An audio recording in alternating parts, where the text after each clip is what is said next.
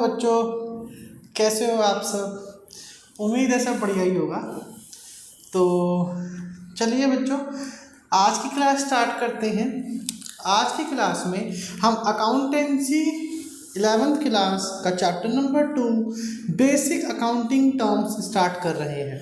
ठीक है बच्चों, ये जो चैप्टर है ना बेसिक अकाउंटिंग टर्म्स, ये सबसे ज़्यादा मोस्ट इम्पॉर्टेंट चैप्टर है इस पूरी अकाउंटेंसी बुक के अंदर।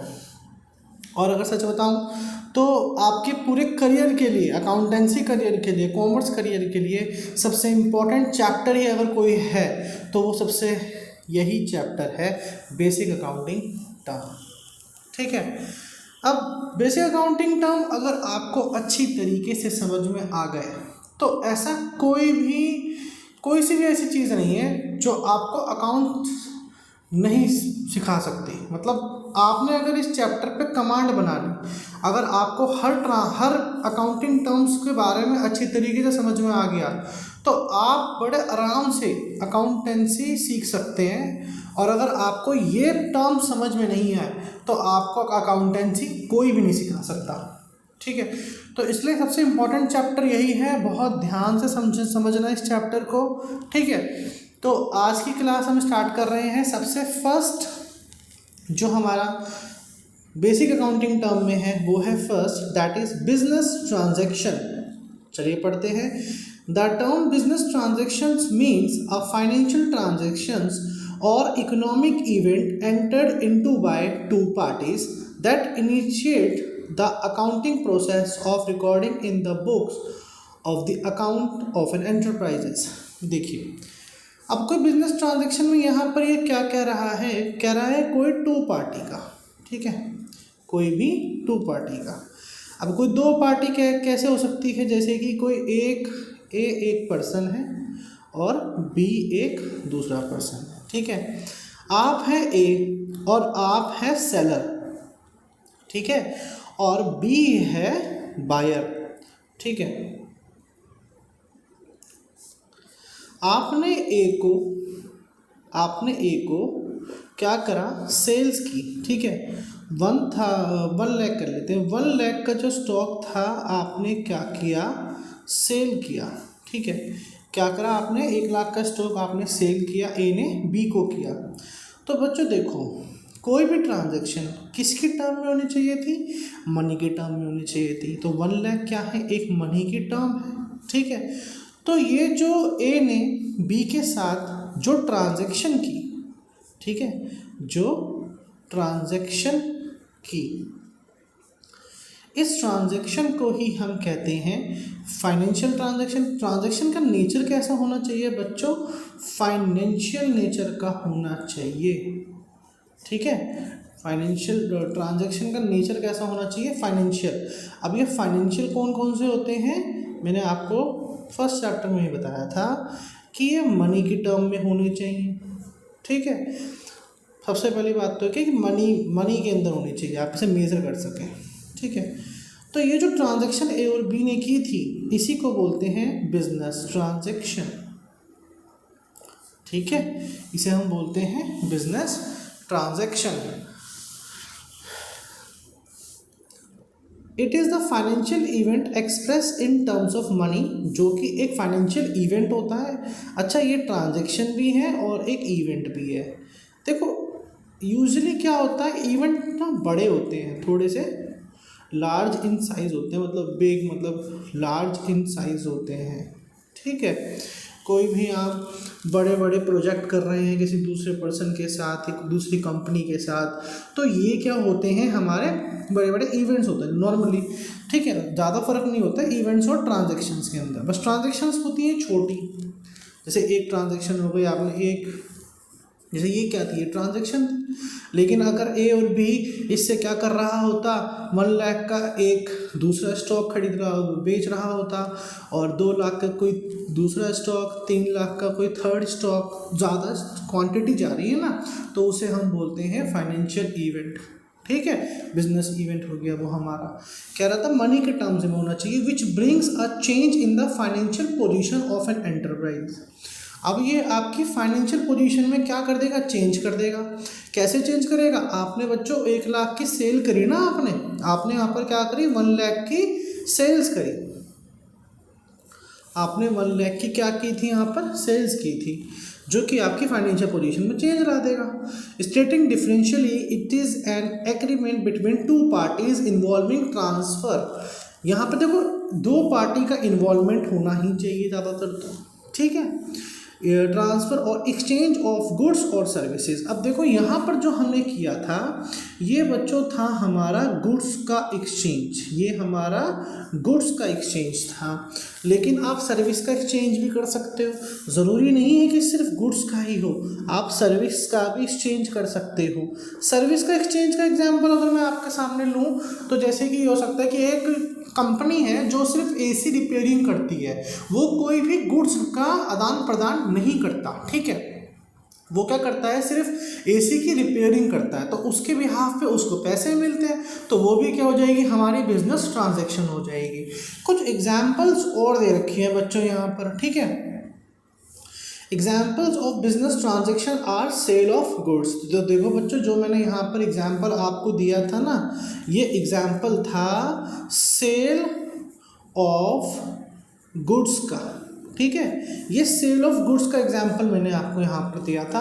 परचेज ऑफ गुड्स, अब इसी का थोड़ा अपोजिट कर लो, अपोजिट इन द सेंस, अब आप कौन हो, आप हो बी, ठीक है, आप हो बी पर्सन और ए है सेलर, आप कौन हो, बायर।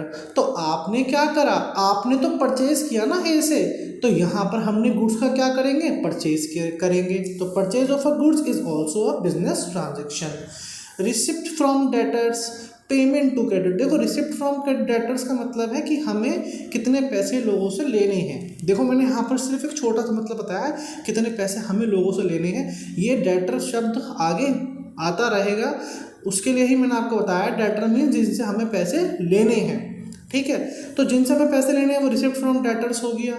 पेमेंट टू क्रेडिटर्स, जिनको हमें पैसे देने हैं। बच्चों ये आगे ना अच्छी तरीके से डिटेल में बताऊंगा, इनका भी एक अच्छे तरीके से बता रखा होगा, वहाँ पर प्रॉपर एग्जाम्पल के साथ आपको समझाऊंगा। अभी यहाँ पर इसलिए छोटा सा समझाया है कि आपको दिक्कत ना हो समझने में। परचेज और सेल ऑफ फिक्स असेट्स, आपने कोई फिक्स असेट्स की क्या करी है, सेल करी है या फिर परचेज की है, ठीक है। अब परचेज की है यानी कि देखो फिक्स असेट्स कैसा होता है, फिक्स असेट होता है बच्चों हमारा, ये भी वैसे आगे आएगा, लेकिन वही है ना कि कोई चीज़ आ गई है तो आपको समझ में नहीं आती है कि जब आप पढ़ते हो तो कि यार फिक्स असेट क्या होते हैं, ये कौन से सेट होते हैं, तो इसलिए मैं आपको छोटे तरीके से बता रहा हूँ, आगे अच्छी तरीके से समझाऊंगा। फिक्स असेट का जैसे कि एग्जांपल ले लेते हैं हम, मशीनरी। देखो ऐसी कोई असेट जिन्हें आप ना बेचना नहीं चाहते, आप उससे क्या करते हैं, प्रोडक्शन करते हैं बच्चों, ठीक है, उन्हें हम ज़्यादातर क्या बोलते हैं, फिक्स्ड असेट बोलते हैं। तो आपने क्या करा, कोई परचेज की है फिक्स असेट की, मशीनरी की परचेज की है या फिर सेल की है, ये भी क्या हो गया, हमारा बिजनेस ट्रांजेक्शन हो गया, ठीक। तो मतलब आप समझ रहे हैं कि बिजनेस ट्रांजैक्शन किस नेचर में हो रही है, देखो मनी के टर्म्स में हो रही है, और जब आप कोई मशीनरी खरीदेंगे तो किसी दूसरी कंपनी से ही तो खरीदेंगे, तो ये भी क्या है, 2 पार्टी का इन्वॉल्वमेंट हो रहा है। पेमेंट ऑफ इंटरेस्ट, आप किसी को इंटरेस्ट, आपने लोन लिया था बैंक से, उसे इंटरेस्ट आप पे कर रहे हैं, तो ये भी क्या है, हमारा business transaction. Payment of dividend, dividend हमारा क्या होता है, देखो डिविडेंड ही बता देते हैं, क्योंकि कोई भी ऐसा टर्म नहीं होना चाहिए जो आपको समझ ना आए, क्योंकि अब डिविडेंड ही नहीं समझ में आएगा तो भाई तुम तो ये सोचोगे कि अब समझ ही नहीं आया कि पूरा पॉइंट। डिविडेंड का मतलब होता है, ये वैसे मैंने आपको शायद बिजनेस स्टडीज़ की क्लास में भी बताया था फर्स्ट चैप्टर के अंदर, फिर से एक बार बता देते हैं कि जैसे कि क्या होता है कि शेयर होते हैं, ठीक है, ये जो शेयर्स होते हैं ना, कंपनी के शेयर्स, आप हैं ए पर्सन, आपने इसको क्या कर लिया, परचेज कर लिया, ठीक है, बाय कर लिया, तो आप ना इसके जो शेयर होते हैं, जैसे कंपनी की एक ओनरशिप होती है, मान लेते हैं 100% की, आपने 1% का शेयर जिसकी वैल्यू थी 1000 रुपीज़, ठीक है, वो 1000 रुपीज़ का शेयर आपने खरीद लिया, आप कौन है, ए पर्सन, ठीक है। तो जो कंपनी है ना, कंपनी आपको अब आपने उसे 1000 रुपये दिए ना, और उसकी 1% की क्या रख ली, ओनरशिप रख ली, तो आप उसे क्या देंगे भाई, कुछ ना कुछ तो वापस रिटर्न में देंगे ना। उसे हम देंगे डिविडेंड, कि भाई आपने मेरी फर्म में पैसे लगाए थे, अब वो कंपनी क्या करेगी, उस पैसे को कहीं इन्वेस्ट करेगी और उस पैसे से कुछ ऐसे करेगी कि प्रॉफिट हो। लेकिन ये आपको प्रॉफिट नहीं देगी, ये आपको, उसे हम प्रॉफिट टर्म नहीं बोलते, हम उसे क्या बोलते हैं, डिविडेंड देते हैं। ठीक है, कंपनी आपको क्या देगी, डिविडेंड दी। 1000 रुपये थी आपकी शेयर, आप कितनी हो गई, 1200 होगी मान लेते हैं। ठीक है, 1200 हो गई, तो ये क्या हो गया, डिविडेंड हो गया। 200 क्या हो गया, 200 हो गया हमारा डिविडेंड। ठीक है, 200 हमारा क्या हो गया, डिविडेंड हो गया। समझ में आ गया आपको। तो इसमें भी क्या है कि आपने पेमेंट ऑफ डिविडेंड की, आपने, अब आपकी भी तो कंपनी हो सकती है, आपने किसी को क्या करा, डिविडेंड पे किया, तो यहाँ पर भी तो आपके पैसे जा रहे हैं, मनी के टर्म्स में हो रही है ट्रांजैक्शन, तो यहाँ पर ये भी एक बिजनेस ट्रांजैक्शन है। ठीक है, अब बच्चों देखो, वैसे तो कैरेक्टरिस्टिक्स ऑफ बिजनेस ट्रांजैक्शंस में और जो जितनी भी ये थ्योरी है, ये सब हम आगे ना एक एक करके देख लेंगे। ये थ्योरेटिकल पॉइंट्स ही हैं जो हमने आपको पहले भी पढ़ा दिए, और इसमें वैसे मैंने आपको काफ़ी कवर करवा दिया। जैसे कि एक पॉइंट है, it is concern with money और मनी वर्थ ऑफ गुड्स और सर्विसेज। यहाँ पर ये कह रहा है कि बिजनेस ट्रांजैक्शन की क्या विशेषताएं होती हैं। तो बच्चों ये कह रहा है, फर्स्ट पॉइंट क्या है, मनी के टर्म में होना चाहिए। तो बेटा ये तो मैंने आपको पढ़ा दिया ना मनी के टर्म में। अब ये वीडियो ज़्यादा बड़ी हो जाएगी, इसलिए मैं आपको क्या कर रहा हूँ, ये वाला पोर्शन थोड़ा छुड़वा रहा हूँ, क्योंकि आगे ये जो है ना आपको डिटेल में मैं आपको बता दूंगा कि भाई ये रिसीविंग डेबिट, गिविंग क्रेडिट क्या होता है। फाइनेंशियल पोजीशन के बारे में मैंने आपको लास्ट क्लास में बताया था, हमारी फर्स्ट क्लासेस से मैं आपको बताता हुआ चल रहा हूँ। ठीक है, जो मेरी वीडियोस फॉलो कर रहा है ना, उसे अच्छे तरीके से पता है कि मैंने ये बता रखा है सब कुछ। तो और यहाँ पर देखो, इस फ्लो चार्ट को समझ लेते हैं थोड़ा सा। ठीक है, और ना आपको टेंशन रहेगी कि सर ने ढंग से समझाया नहीं, तो एक बार देख लो। बिजनेस ट्रांजैक्शन देखो कैसे कर रखी है यहाँ पर, relationship with the accounting unit. अब अकाउंटिंग यूनिट के हिसाब से अगर रिलेशनशिप करेंगे तो इंटरनल ट्रांजैक्शन भी होती है और एक्सटर्नल ट्रांजैक्शन भी होती है। हाँ चलो, इसके बारे में थोड़ा सा समझा देता हूँ मैं आपको। चलिए पेन दूसरा ले लेते हैं ना, यहाँ पर समझ में नहीं आएगा आपको। देखो बच्चों, जो बिजनेस ट्रांजैक्शन होती है ना, ठीक है, जो भी बिजनेस ट्रांजैक्शन होती है वो दो तरीके की होती है। एक होती है हमारी इंटरनल ट्रांजैक्शन और एक होती है हमारी एक्सटर्नल ट्रांजैक्शन। ठीक है, अब इंटरनल ट्रांजैक्शन मीन्स हो गया जो फर्म के अंदर ही अंदर हो रहा है। मतलब आप ये मान लीजिए आपके होम में, अब होम यहाँ पर हम किसको ले रहे हैं, एक तरीके से फर्म ले रहे हैं। ठीक है, तो आपके घर में ही जो ट्रांजैक्शंस हो रही है ना, उनको हम बोलते हैं इंटरनल बिजनेस ट्रांजैक्शन। ठीक है, एक्सटर्नल मीन्स हो गई outside the home, outside the firm, जो फर्म के बाहर से हो रही हैं। ठीक है, जैसे कि एग्जाम्पल अगर हम इसके लें तो वो ये हो गया कि इंटरनल ट्रांजैक्शन और अकाउंटिंग ट्रांजैक्शन। Example depreciation.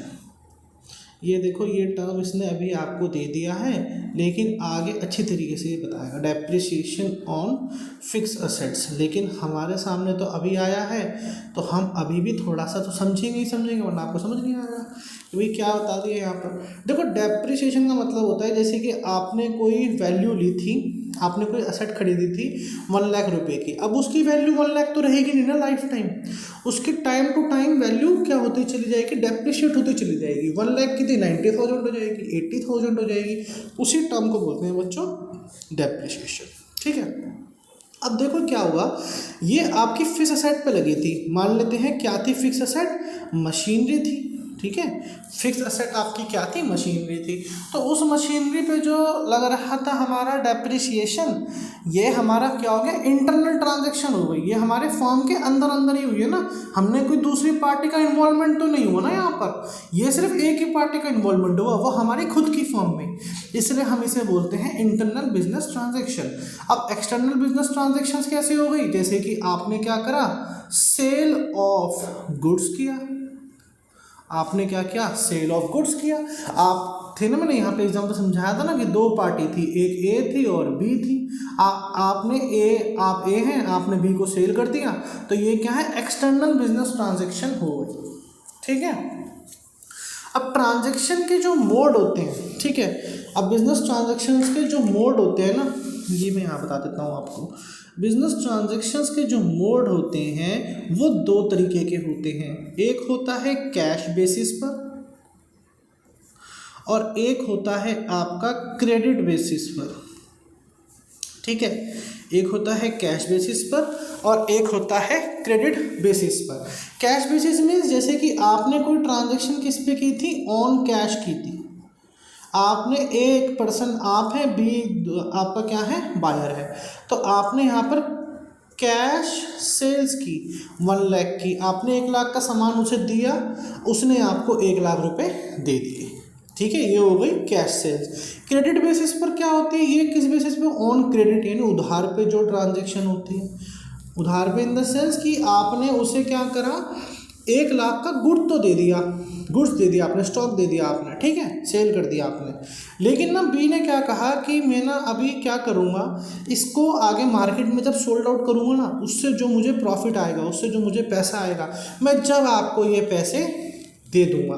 तो ये ट्रांजैक्शन कैसे हो जाएगी बच्चों, क्रेडिट बेसिस पर हो जाएगी। आपने जो ट्रांजैक्शन कैसे करी, क्रेडिट बेसिस पे की, ठीक है।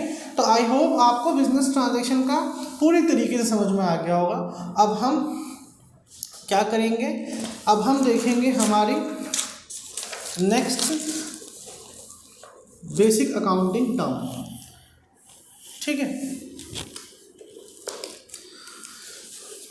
दूसरी बेसिक अकाउंटिंग टर्म हमारी है अकाउंट, ठीक है। चलिए देखते हैं अकाउंट क्या है। It is record of transaction cash and credit under a particular head of account, say salaries, telephone expenses, electricity expenses etcetera on a particular head, say asset, liability, etc. It is not only show the amount of transaction but also shows their effect and direction. चलिए थोड़ा सा आपको पहले आधा समझाते हैं, फिर आधी बात बाद में समझाएंगे। देखो अकाउंट क्या होता है, अगर आपसे कोई पूछे ना कि नॉर्मली शेप में होता है ओवरव्यू, क्या होता है अकाउंट का, अकाउंट का ओवरव्यू होता है एक तरीके से, दैट इज टी शेप। जो टी शेप का होता है ना ऐसे, ये है हमारा बच्चों अकाउंट, ठीक है। अब मैं यहाँ पे लिख देता हूँ दैट इज परचेजेज अकाउंट, मैं यहाँ लिख रहा हूँ परचेजेज अकाउंट। ये जो टी शेप का मैंने अकाउंट बनाया है, ठीक है, टी शेप, टी फॉर्मेट का, इसी को बोलते हैं हम अकाउंट। अब इसका मीनिंग क्या हो गया कि जैसे कि आपने परचेजेस की होंगी, ठीक है, तो जो जो परचेजेस आपने की होंगी स्टॉक की, ठीक है, आपने किसी ए पर्सन से स्टॉक खरीदा था क्रेडिट बेसिस, बट वैसे जो परचेजेस मैंने अकाउंट यहाँ पर बनाया है ना, इसके अंदर सिर्फ क्रेडिट ट्रांजैक्शंस होती हैं, ये हम आपको आगे बताएंगे डिटेल में, ठीक है। तो अभी क्या है क्रेडिट ट्रांजैक्शन, तो आपने क्या किया था, आपने ए से, आपने ना क्या किया, ए से क्रेडिट बेसिस के ऊपर सामान खरीदा था, ठीक है, क्रेडिट परचेज हो रही है यहाँ पर, या फिर बी से खरीदा था, या फिर सी से खरीदा, या फिर डी से खरीदा, बहुत सारे लोग हो सकते हैं यहाँ पर, ठीक है। तो यहाँ पर अब ये कैसे पता चले कि हमने कितने पैसे, हमें किसी को जैसे ए को कितने पैसे देने हैं, बी को कितने देने हैं, सी को कितने देने, डी को कितने देने हैं, तो हम ना एक अकाउंट बना देते हैं कि भाई परचेज जितनी भी हुई होंगी हमारी क्रेडिट बेसिस पर, वो सब हमारी परचेजेस की सभी ट्रांजैक्शन एक अकाउंट के अंदर मिल जाएंगी, ठीक है। अकाउंट होता है ये कि कोई भी ट्रांजैक्शन जो भी परचेज से रिलेटेड है, मैंने यहाँ परचेज अकाउंट बनाया है, तो सभी परचेज ट्रांजैक्शंस हमारी यहाँ पर रिकॉर्ड कर दी जाएंगी। अब ए से हमने कितना परचेज करा, बी से कितना करा, सी से कितना करा, डी से कितना करा, ये सब चीज़ें, ठीक है ना, तो ये शो करता है, show their effect and direction. ये इफेक्ट भी दिखाता है कि कितना आपने ए से परचेज किया, कितना आपने बी से परचेज किया, और डायरेक्शन भी बताता है, ठीक है। समझ में आ गया आपको कि इसे किसे कहते हैं अकाउंट, किसी पर्टिकुलर थिंग की, मतलब सेल्स की अलग ट्रांजैक्शंस, सेल्स की ट्रांजैक्शंस को एक जगह लिख देना, उसे बोलते हैं अकाउंट, ठीक है। ऐसे ही टेलीफोन एक्सपेंसेस की, इलेक्ट्रिसिटी एक्सपेंसेस की, ठीक है। अब थर्ड जो बेसिक अकाउंटिंग टर्म है वो है हमारी कैपिटल, वो है हमारी कैपिटल।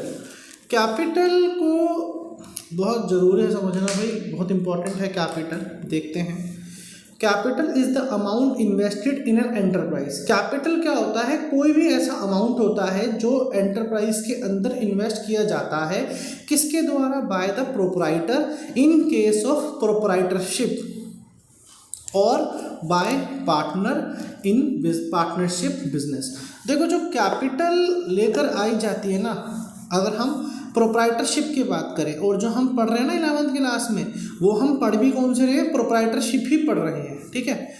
क्या पढ़ रहे हैं हम? प्रोपराइटरशिप की अकाउंटिंग ही पढ़ रहे हैं हम यहाँ पर। कोई आपसे पूछे कि हम किस बेसिस पर पढ़ रहे हैं accounting, that is proprietorship. Proprietorship का मतलब होता है ऑनर। जैसे एक सिंगल इंडिविजुअल होते हैं ना ऑनर, उनकी हम ट्रांजैक्शंस को कि किस तरीके से पढ़ेंगे, वही 11th क्लास के अंदर पढ़ाई जाती है आपको प्रोपराइटरशिप के बारे में। पार्टनरशिप और कंपनी आपको 12th क्लास में पढ़ाई जाती है, ठीक है। तो ऑनर जैसे कि होते नहीं है कि कोई जनरल स्टोर का एक ऑनर होता है, ठीक है, तो वो क्या होता है? उसे हम बोलते हैं बच्चों प्रोपराइटर, ठीक है। ऑनर को ही बोलते हैं प्रोपराइटर। अब जब वो बिजनेस के अंदर, जैसे कि मान लेते हैं कि एक जनरल स्टोर की शॉप है उसकी, वो जनरल स्टोर की शॉप ओपन करना चाह रहा है, ठीक है। मैं एग्जांपल दे रहा हूँ आपको यहाँ पर। एक ऑनर जनरल स्टोर की शॉप खोल रहा है और वो इन्वेस्ट करता है 1 लाख रुपीज़, ठीक है। वो इन्वेस्ट करता है 1 लाख रुपीज़। तो ये जो उसने 1 लाख रुपीज़, क्योंकि देखो कोई बिजनेस स्टार्ट करने से पहले, जो प्रोपराइटरशिप पढ़ रहे हैं ना हम, उस बिज़नेस को स्टार्ट करने से पहले उसे कुछ ना कुछ पैसे तो बिज़नेस में लगाने ही पड़ेंगे ना। तो जो उसने 1 लाख रुपीज़ इन्वेस्ट करे हैं ताकि वो कुछ रॉ मटेरियल खरीद के ला सके, जैसे कि जनरल स्टोर है, कुछ राशन लेकर आएगा तभी तो लोगों को बेचेगा प्रॉफिट मार्जिन के ऊपर। तो जो उसने 1 लाख रुपये की इन्वेस्टमेंट की है बिजनेस ओपन करते वक्त, दैट इज कॉल्ड कैपिटल। इसे बोलते हैं हम कैपिटल, ठीक है। ये हो गई प्रोप्राइटरशिप के नेचर में। पार्टनर्स भी करते हैं ऐसे, जैसे पार्टनरशिप फॉर्म होती है वो 12th क्लास में पढ़ेंगे। उसमें क्या करते हैं? पार्टनर्स बन जाते हैं। जैसे 4 पार्टनर हो गए, आपके 4 फ्रेंड्स हैं, आपने एक पार्टनरशिप फॉर्म खोल ली कि भाई 25% जैसे कि 1 लाख के है ना, तो 1 लाख है तो 25,000 ईच सबकी कैपिटल होनी चाहिए 4 पार्टनर्स की। आपने एक पार्टनरशिप का एक रूल बना लिया अपना, ठीक है। It may be in the form of money और assets having a monetary value. देखो कोई ना कोई वैल्यू, देखो कैपिटल कैसी नेचर की होनी चाहिए? एक मनी के टर्म में होनी चाहिए, यानी मॉनेटरी वैल्यू की टर्म में होनी चाहिए। ज़रूरी नहीं कि ये सिर्फ और सिर्फ पैसे ही हो, ये असेट्स भी हो सकते हैं। अब ये असेट्स कैसे हो सकते हैं? जैसे कि आपने कोई बिजनेस स्टार्ट करा, कोई जनरल स्टोर की, तो आपके ही एक शॉप थी आपके पास, तो वो शॉप भी आपकी क्या है, एक तरीके से कैपिटल इन नेचर में मानी जाएगी वो, क्योंकि उसकी एक मनी की वैल्यू है, ठीक है। It is a liability of the business. देखो ये बहुत अच्छी तरीके से यहाँ पर समझा रहा है और आपको भी समझना बहुत ज़रूरी है कि जो कैपिटल होती है ना, अब मैं यहाँ पर लिख देता हूँ, ये प्रोप्राइटरशिप जो थी ना, ये थी बिजनेस, ठीक है। अब बच्चों ये एक बात अच्छी तरीके से समझ लो, एक कॉन्सेप्ट आता है कि बिजनेस, अभी अकाउंट में पढ़ेंगे भी आप, बिजनेस और owner they both are different. ये दोनों के दोनों पर्सन अलग अलग होते हैं। बिजनेस अलग है, बिजनेस का नाम मान लेते हैं XYZ, तो बिजनेस अलग है और ओनर अलग है।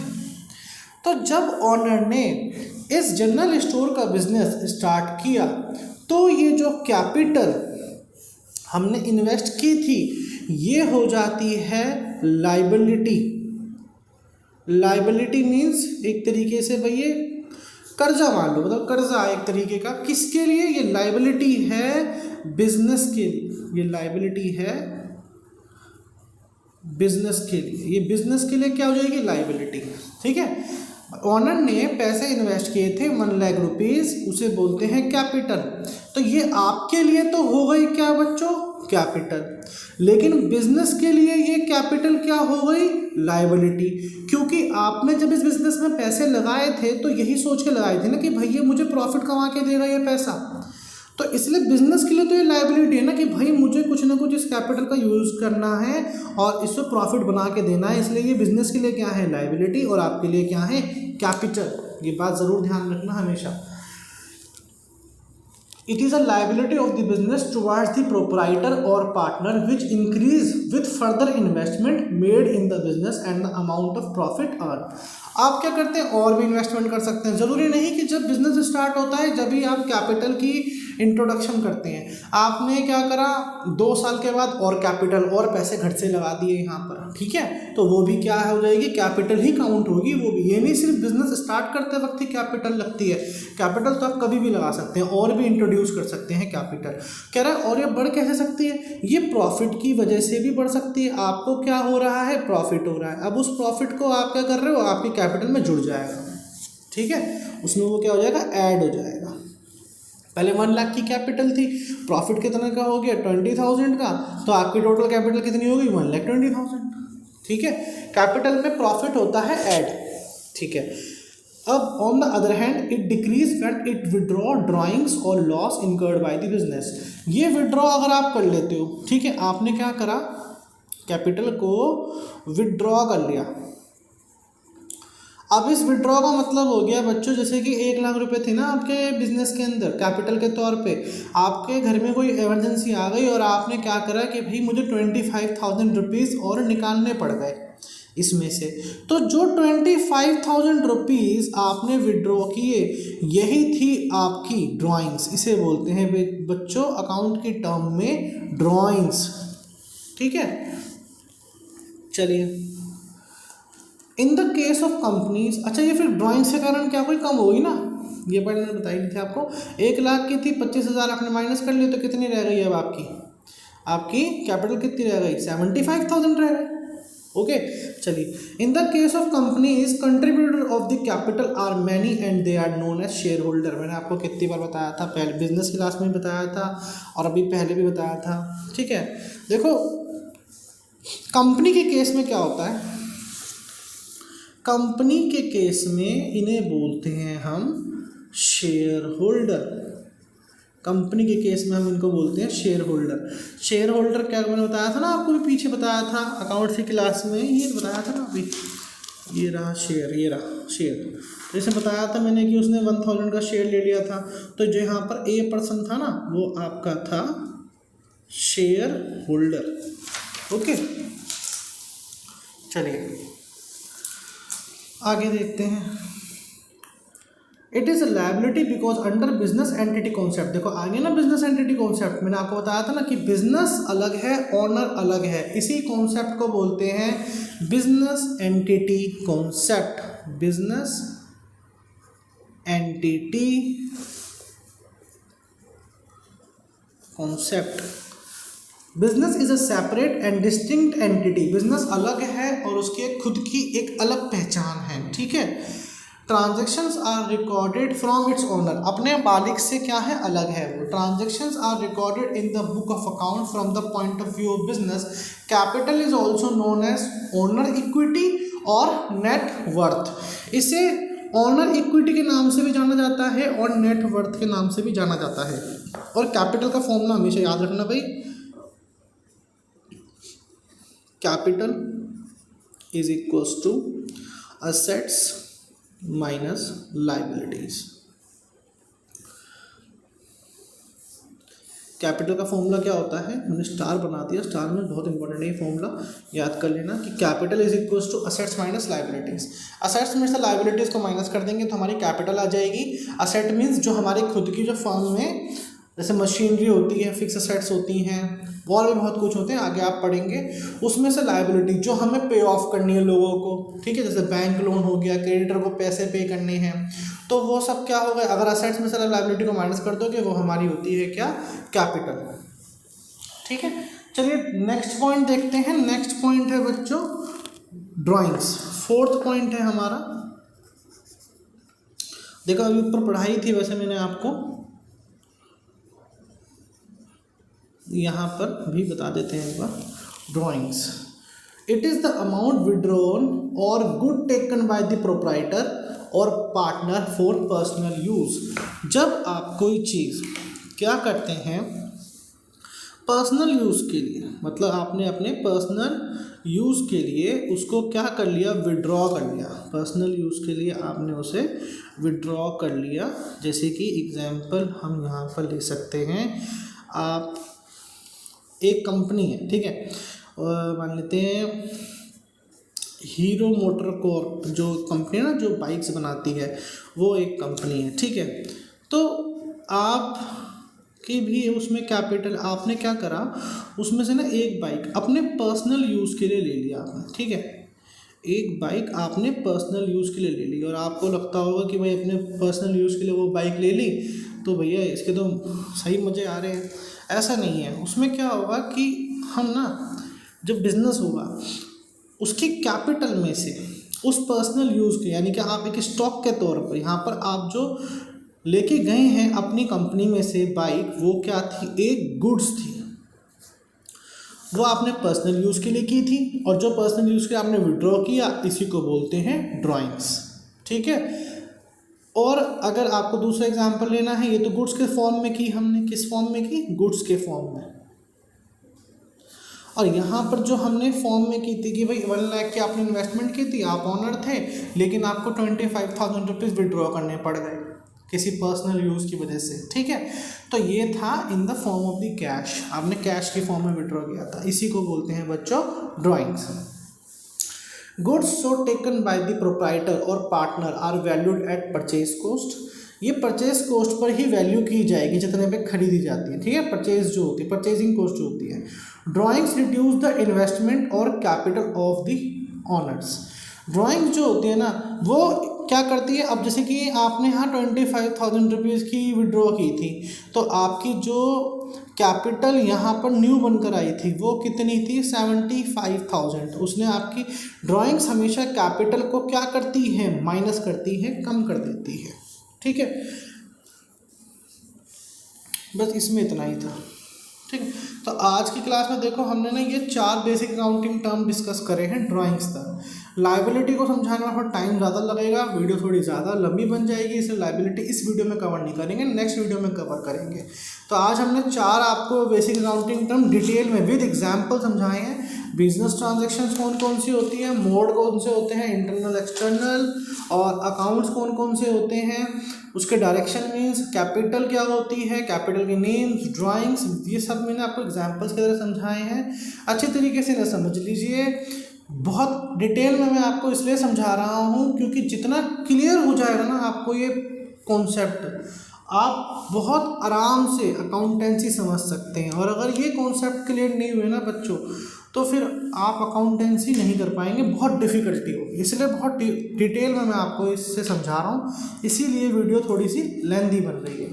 तो आज की क्लास में इतना ही बच्चों, मिलते हैं नेक्स्ट क्लास में।